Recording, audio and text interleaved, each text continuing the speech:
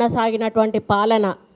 సీఎంగా ఒక్కరోజు కూడా సెక్రటేరియట్కు రాకుండా క్యాంపు కార్యాలయానికి, ఎర్రవెల్లి ఫామ్ హౌస్కు పరిమితమైనటువంటి పాలన.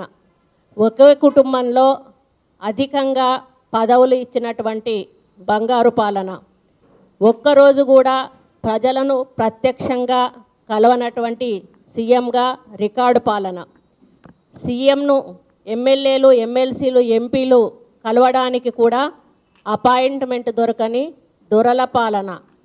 తెలంగాణ రాష్ట్రం కేసీఆర్ ఫామ్ హౌస్ కాదు, ఆస్తి రాసిచ్చినట్టుగా కొడుక్కి తెలంగాణ సీఎం పదవి కట్టబెట్టడానికి.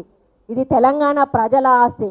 అంత పుత్రవాత్సల్యం ఉంటే ప్రపంచంలో 7 వింతలున్నాయి, 8వ వింత ఏదైనా తెలంగాణలో నిర్మించి కొడుక్కిస్తే బాగుంటుందనేది నా యొక్క అభిప్రాయం. అంతేగాని దయచేసి తెలంగాణ ప్రజల బతుకులతో మాత్రం ఆడుకోవద్దని చెప్పి కోరుకుంటా ఉన్నాను. మరి ప్రజల్లోంచి వచ్చినవాడు నాయకుడు అవుతాడు, కానీ ప్రజల్లోకి తెచ్చినవాడు ఎప్పుడు కూడా నాయకుడు కాలేడు. మరి మా హస్బెండ్ మురళి గారు ఎమ్మెల్సీగా ఎన్నికైనప్పుడు డీసీసీబీకి ఆయన రాజీనామా చేశారు. ఆ రోజు మా పాప డీసీసీబీ అయ్యే అవకాశం ఉన్నా కూడా మేము చేయలేదు, ఎందుకంటే ప్రజలు కోరుకున్నప్పుడే నాయకులు కావాలని. ఈరోజు మా పాపను ఎమ్మెల్యే కావాలని ప్రజలు కోరుకుంటా ఉన్నారు, కానీ కేటీఆర్ని ఎప్పుడు కూడా ప్రజలు రావాలని కోరుకోలేదు, ఎమ్మెల్యే కావాలని కోరుకోలేదు, ఈరోజు సీఎం కూడా కావాలని కోరుకోవడం లేదు. కాబట్టి అది గమనించాలని విజ్ఞప్తి చేస్తూ ఉన్నాను.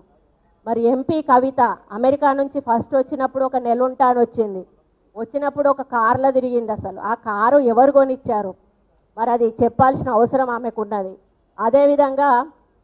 అదేవిధంగా ఆమెకి లాక్మే బ్యూటీ పార్లర్ ఉండేది. మరి అది డెవలప్ చేసుకోవడానికి ఆమె ఏం చేసేదో ఒకసారి ఆమె గుర్తు తెచ్చుకుంటే బాగుంటుందని ఈ సందర్భంగా తెలియజేస్తూ ఉన్నాను. ఇక 105 మందికి టికెట్స్ ఇచ్చి అందులో హరీష్ రావు దగ్గర అనుకున్న క్యాండిడేట్స్ దగ్గర